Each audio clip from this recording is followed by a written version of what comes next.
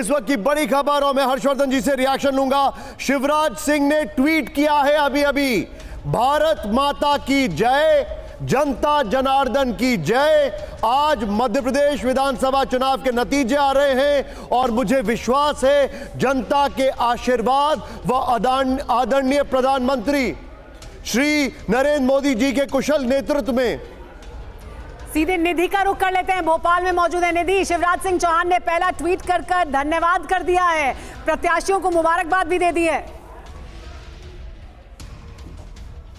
बिल्कुल, बुधनी से आते शिवराज सिंह चौहान 4 बार के चीफ मिनिस्टर, उन्होंने ट्वीट कर दिया है। रामशंकर शर्मा जी हमारे साथ, राम सेवक शर्मा जी बुधनी से ही है। शिवराज सिंह चौहान ने कह दिया है जनता जनार्दन है और सभी को बधाई दे दी है। बिल्कुल बिल्कुल बिल्कुल जीत रहे हैं बहुमत से बड़े बहुमत से, पूर्ण बहुमत से।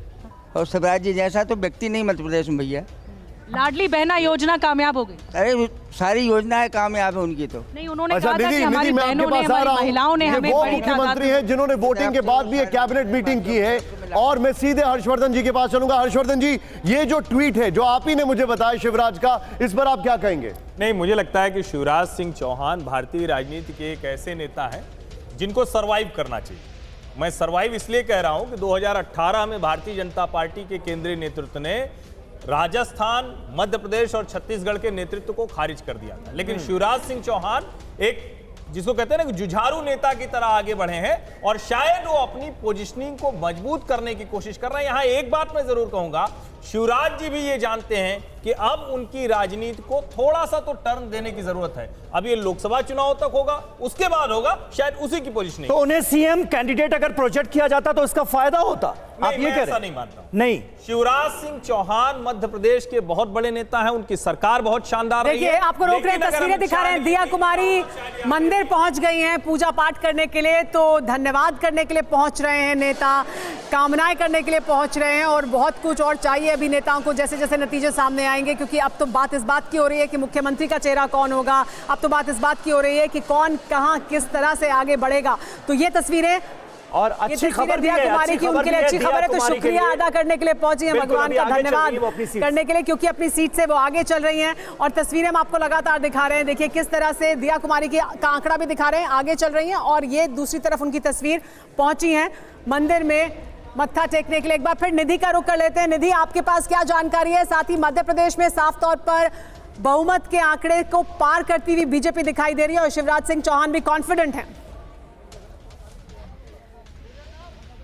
सुमेरा, मैं बता दूं आपको, इस वक्त अपडेट ये है कि शिवराज सिंह चौहान निकल सकते हैं कुछ ही देर में और बीजेपी दफ्तर जा सकते हैं। उन्होंने ट्वीट तो कर दिया है भारत माता की जय और जनता जनार्दन होती है। और एक तरह से ये जब से रुझान शुरू हुए तब से यहाँ पर हलचल तेज थी। अब ये जो जानकारी हमें मिल रही है कि हलचल यहाँ तेज है, बीजेपी दफ्तर में जाने वाले हैं शिवराज सिंह चौहान। कुछ देर पहले ज्योतिरादित्य सिंधिया भी यहाँ पर मौजूद थे, उन्होंने भी बोला, क्योंकि दिग्विजय सिंह लगातार उन पर प्रहार कर रहे थे कि इस बार कांग्रेस जीत रही है, हमारे पास सिंधिया जैसा कोई नेता नहीं है। लेकिन उसके बावजूद भी रुझानों में एक प्रचंड बहुमत की तरफ आगे बढ़ती हुई बीजेपी दिखाई दे रही है और शिवराज सिंह चौहान के ट्वीट के बाद तो और ज्यादा पुष्टि हो गई। सुमेरा, सबसे बड़ी बात यह कि क्या चीज सबसे ज्यादा बड़ी रही बीजेपी के लिए, वो ये रही कि लाडली योजना जो बीजेपी ने चलाई, एक स्कीम के आधार पर इस बार बीजेपी जनता के बीच गई थी, महिलाओं के बीच गई थी, लोगों के बीच गई थी, इस एक स्कीम के आधार पर। जबकि सीएम फेस भी नहीं उन्हें प्रोजेक्ट किया गया था शिवराज सिंह चौहान को, लेकिन उसके बावजूद भी एक इमोशनल कार्ड भी खेला शिवराज सिंह चौहान ने। ये लोगों के पास गए, ये बोला कि क्या आप अपने भाई को, अपने मामा को पसंद नहीं करते हैं। ये तमाम ये बातें भी कही गई थी शिवराज सिंह चौहान की तरफ से। तो ये बहुत बड़ी बिल्कुल, और इसका सीधा फायदा होता हुआ भी नजर आ रहा है। निधि वसंतानी हमारी संवाददाता भोपाल से जिन बातों का जिक्र कर रही है उसका भरपूर फायदा हुआ है शिवराज सिंह चौहान को। बीजेपी 143, कांग्रेस 86, मध्य प्रदेश का ये जो आंकड़ा है, पूर्ण बहुमत की सरकार की तरफ आगे बढ़ती हुई बीजेपी। पुष्पेश जी, किस तरह से आप इसे देखते हैं? सबसे बड़ा फैक्टर क्या नजर आता है? नरेंद्र मोदी के चेहरे पर चुनाव लड़ना, शिवराज सिंह चौहान को बैक सीट पर रखना, क्या यह काम कर गया? नहीं, देखिए, मैं सहमत नहीं हूँ कि शिवराज सिंह चौहान जी को बिल्कुल बैक सीट पर रखा गया था, मगर जो भाई साहब हरिकृष्ण जी कह रहे थे मैं उससे सहमत हूँ कि वो पूरी रणनीति ऐसी थी जिसमें प्रधानमंत्री का करिश्मा भी था, वहाँ के बड़े दिग्गज नेता भी थे और कुछ नीतियाँ भी थी।